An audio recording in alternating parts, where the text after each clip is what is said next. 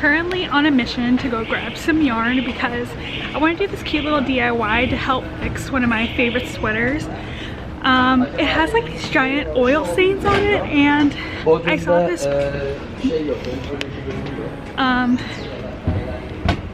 this post and it inspired me to do the same and make some like granny squares, crochet some granny squares, and then sew them over onto my hoodie because I can't wear it out and about with that oil stain. It's really crusty.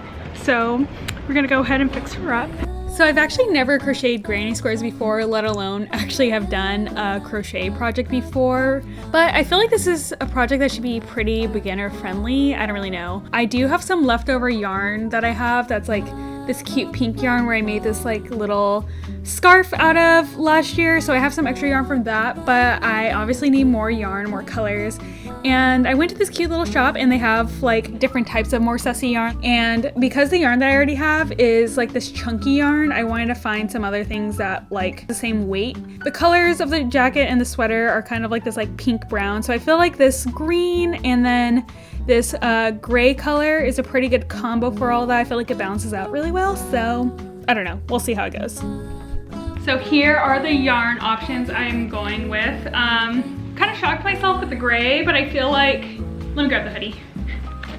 This brown, pink and green's cute, but I feel like the gray kind of helps like balance it all out. I've never crocheted granny squares before. I think I mentioned that earlier, but at first I was just gonna go, you know, kind of free ball it and like crochet whatever I can crochet. But I think what would be smart is to first kind of graft out what I need to do on the hoodie first. We're planning things out, trying to plan things ahead and not just always free ball things, but you know, this will be good. Oh, woke up from her nap to come check out the DIY. She's excited too. She's doing quality control, sniffing out the goods. So I have this fun little chalk thing and ruler thing. Some necessities I know for sewing, so I'm gonna go ahead and draw everything out. So yeah, I think maybe in this section I'm gonna do like a 3x3 type thing. So other than actually mapping this out on the sweater, I didn't really have much of a plan, but I knew I needed to learn how to make some granny squares, so I found this cute little tutorial on YouTube. Hi, welcome back to my channel. My name is Erica. Today I'm going to show you how to make a granny square or 10. And it was incredibly helpful, and it did take me a little time to figure it out, so here I am the next day actually crushing out some granny squares. And once I started doing it, I really didn't want to stop. It was really fun. And then I went ahead and started pinning the squares onto my sweater.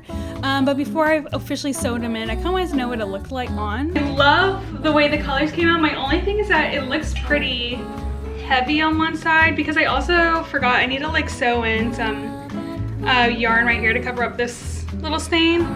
And I feel like especially once I add that, it's like very much one-sided.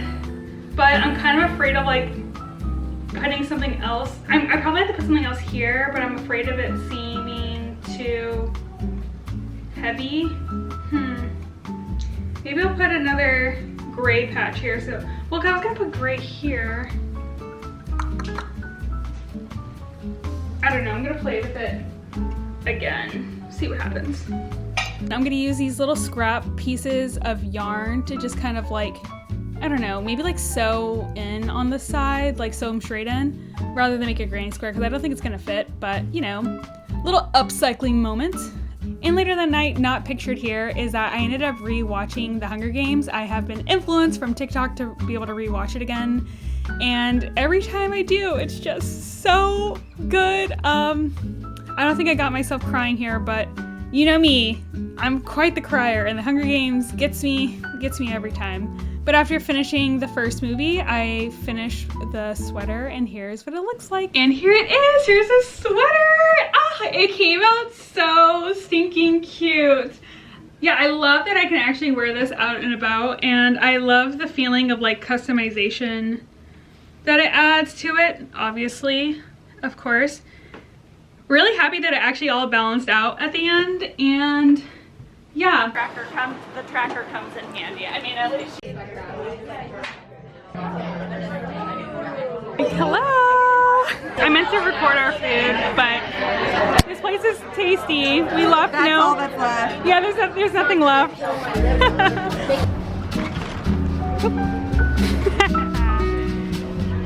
It's fun. I tried to make granny squares recently. I just started crocheting. It's really fun. Munchie's Eat book. Oh, this is fun.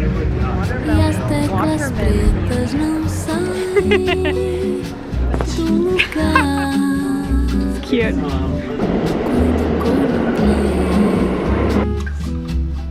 Ter que ir pro xadrez, porque não tem mais onde ficar.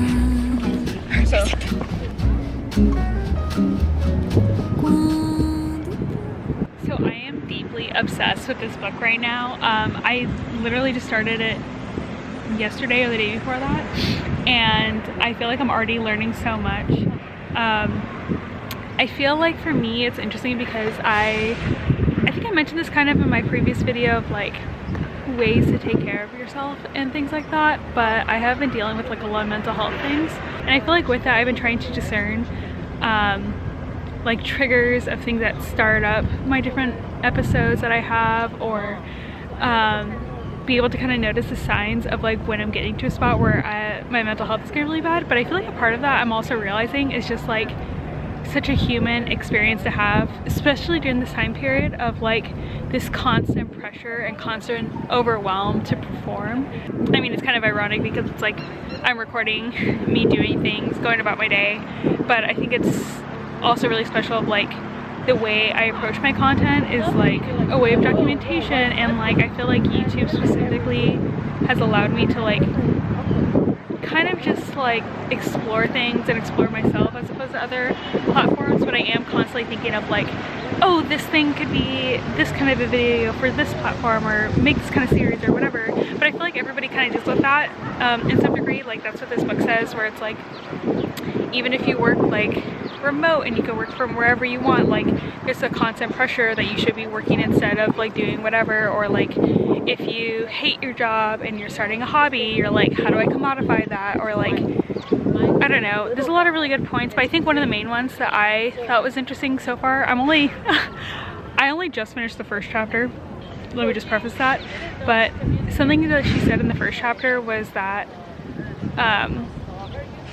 whenever this happened, when unions fought for us to have our 8-hour workday, the way that they did that was like splitting up our day from like 8 hours of work, 8 hours of rest, and 8 hours of what we will, which sounds really poetic and sounds really good, and I think actually worked for what they needed during that time. But I think with the rise of technology and the way that we operate now, that 8 hours of like spending time with ourselves is like even commodified and monetized in a way that like humans were never expected. Or actually, I take that back. I think they were expected to work insane hours since they were literal children, so we have laws in place against that. But I just think it's something like inhuman of us to constantly, like during the hours that we are awake, to constantly be on edge to work. I think even the times in history when that was like the norm, I don't think it was normal for humans or like healthy for humans in the long run. But anyway, she kind of goes into it, and it's not really what I thought, where I thought it was gonna be like tips and tricks, which maybe in later chapters, but I feel like for now it's already kind of reframing the way that I think about my time and things like that. So, you know, taking some time out of my day to, you know, actually reach out to friends and hang out with more people and explore and try new crafts, new hobbies for funsies. I'm currently I'm currently sitting in Central Park because I realized for myself I do really well sitting in nature. I feel like it's kind of a cliche, but also it's a cliche for a reason, which I think is something I'm gonna actually practice doing off camera, you know, actually applying what she says and not feeling the pressure to look a certain way on camera, and to just really listen and learn to the things around me, like birds and the dogs and people walking around chatting as well. I just think there's so much to take in, and I want to practice that. Yeah, but I'm actually at Central Park right now. Unfortunately, it's not as green, but you know, we're exiting winter, which is fine. But the reason why I'm at Central Park as opposed to, say, another park in Brooklyn, I'm actually gonna stop by a Nordstrom here, which I'm working with Nordstrom on some stuff for their own brand channels, which, you know, stay tuned for that. But they actually have a lot of really cool sustainability initiatives, and while I was there, I saw that they have shoe repair, so we're gonna go pick this up today too.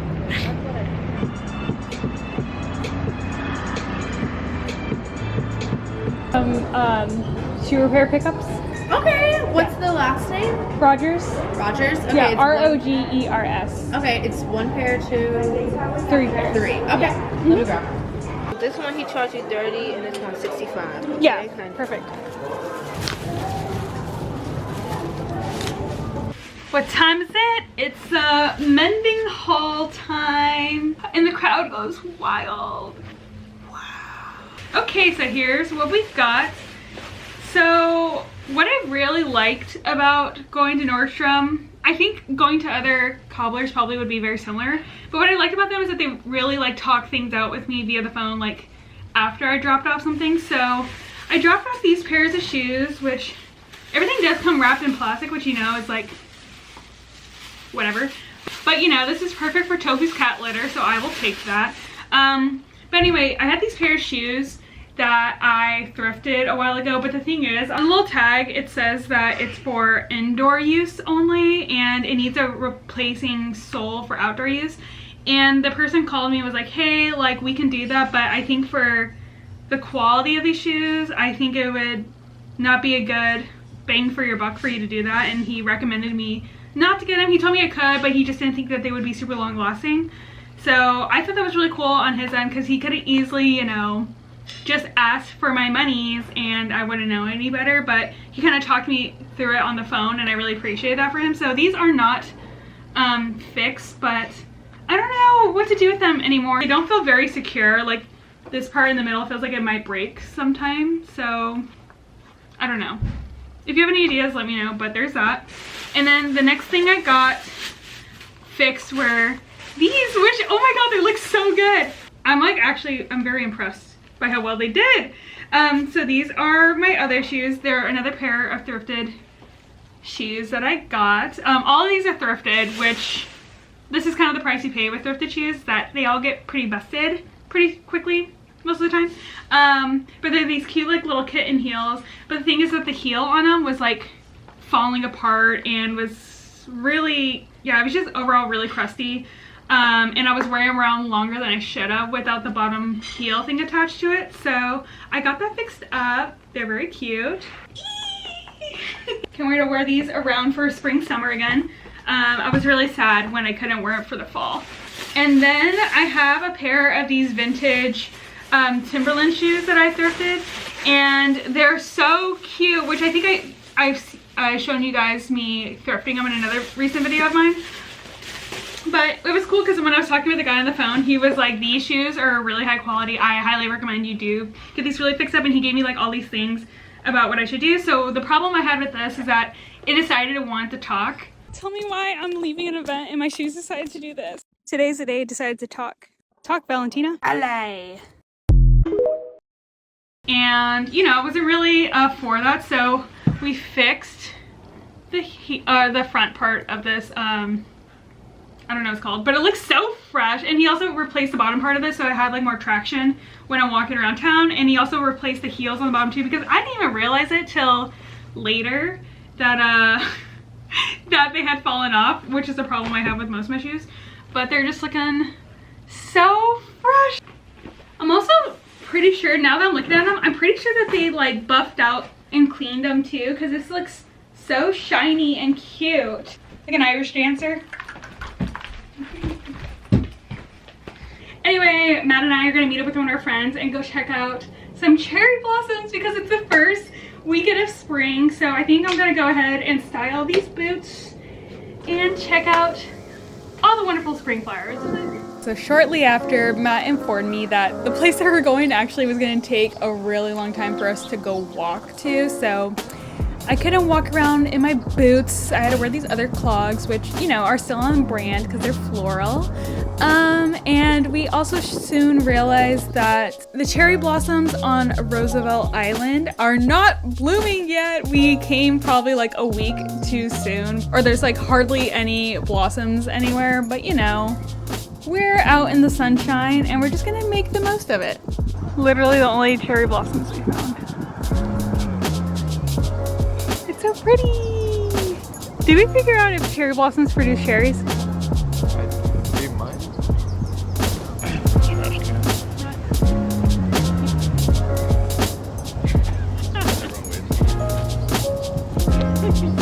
Not that. That's illegal contraband. What's up?